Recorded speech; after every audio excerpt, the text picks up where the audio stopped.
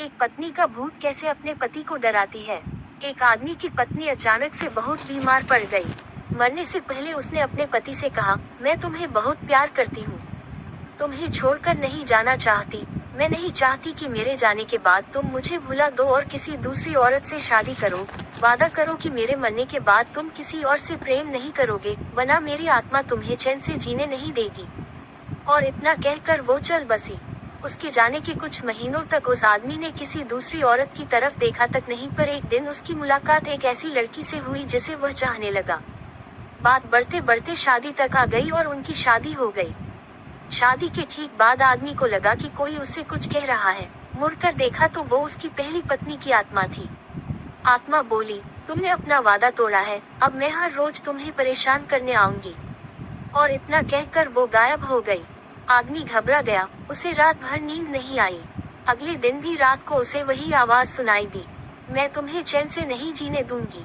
मैं जानती हूँ कि आज तुमने अपनी नई पत्नी से क्या क्या बातें की। और उसने आदमी को अक्षरश एक एक बात बता दी। आदमी डर कर कांपने लगा।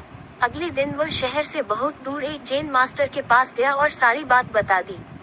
मास्टर बोले, ये प्रेत बहुत चालाक है। कोर्ट, बिल्कुल है, तभी तो मेरी एक एक बात उसे पता होती है। आदमी घबराते हुए बोला।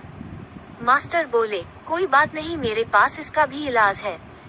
इस बार जब तुम्हारी पत्नी का भूत आए तो मैं जैसा कहता हूँ तुम ठीक वैसा ही करना।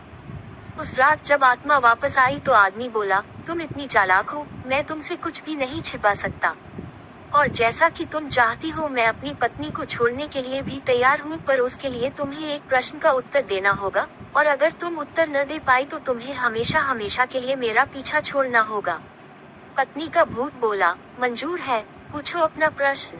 आदमी ने फौरन जमीन पर पड़े बहुत सारे छोटे छोटे कंकड़ अपनी मुट्ठी में भर लिए और बोला, बताओ मेरी मुट्ठी में कितने कंकड़ हैं।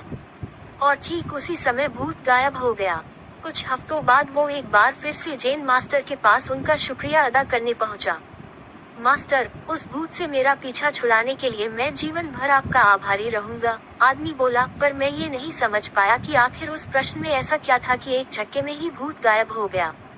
मास्टर बोले, बेटा, दरअसल कोई भूत था ही नहीं। कोर्ट, मतलब? आदमी आश्चर्य से बोला, हाँ, कोई भूत था ही नहीं। दरअसल दूसरी शादी करने की वजह से तुम्हें एक अपराध बोध महसूस हो रहा था और उसी वजह से तुम्हारा दिमाग एक भ्रम की स्थिति पैदा कर तुम्हें भूत का अनुभव करा रहा था। मास्टर ने समझाया। पर ऐसा था तो वो मेरी हर एक बात कैसे जान जाता था? आदमी ने पूछा। मास्टर मुस्कुराए, क्योंकि वो तुम्हारा बनाया हुआ ही भूत था, इसलिए जो कुछ तुम जानते थे वही वो भी जानता था। और यही कारण था कि मैंने तुम्हें वो कंकड़ वाला प्रश्न पूछने को कहा, क्योंकि मैं जानता था कि इसका उत्तर तुम्हें भी नहीं पता होगा और इसलिए भूत भी इसका उत्तर नहीं दे पाएगा और तुम्हें तुम्हारे दिमाग की ही उपज से छुटकारा मिल जाएगा। आदमी अब पूरी बात समझ चुका था। उसने एक बार फिर मास्टर को धन्यवाद किया और अपने घर लौट गया। कई बार हमारे मन में भी किसी पुरानी बात को लेकर एक रह जाती है।